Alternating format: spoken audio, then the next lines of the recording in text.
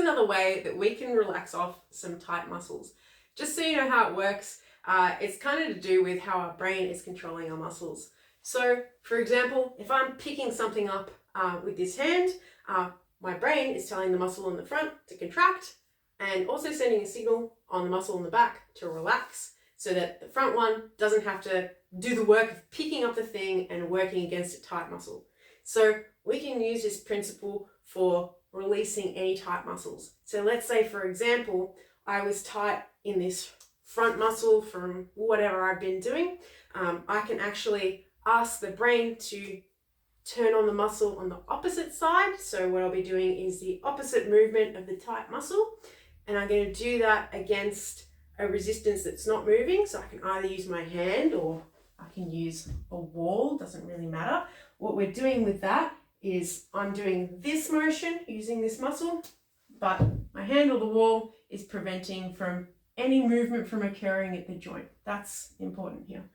And when we do this, we only want to engage that back muscle, maybe like 10, 20%. So not like all your effort, because when you use all your effort, the brain's going to turn on a heap of other muscles, including the front one. We're not going to get what we want. So 10, 20% effort, hold it for 5 seconds, do it 3 times. You can apply this to any body part. So if you just can't get like your muscles and your neck to release, what we're going to do is we're going to put our hand on the opposite side of those tight muscles and ask the neck to just bend away from them. Again, super gentle with this one, 5-second hold, do 3 times. You can do it to your shoulder in different direction, your elbow, your wrists, your hips. So for example, if I'm feeling tight in the front of my hips, I'm going to try to do the opposite action. So move my hip backwards. I can use a wall for this. So here I'm going to be pushing my heel into the wall, but I'm not moving that joint.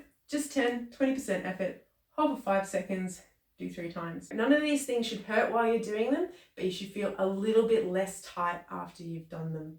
Give them a go, experiment with different directions and pressing and holding against different things in different ways and see what works best for you.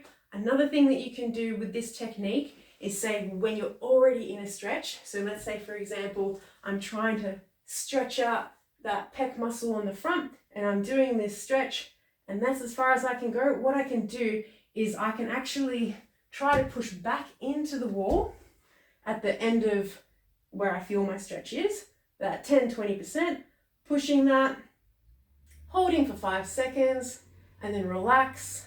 And then I might find that I can go even deeper into the stretch. And then again, pushing into the wall. So this hand is pushing into the wall.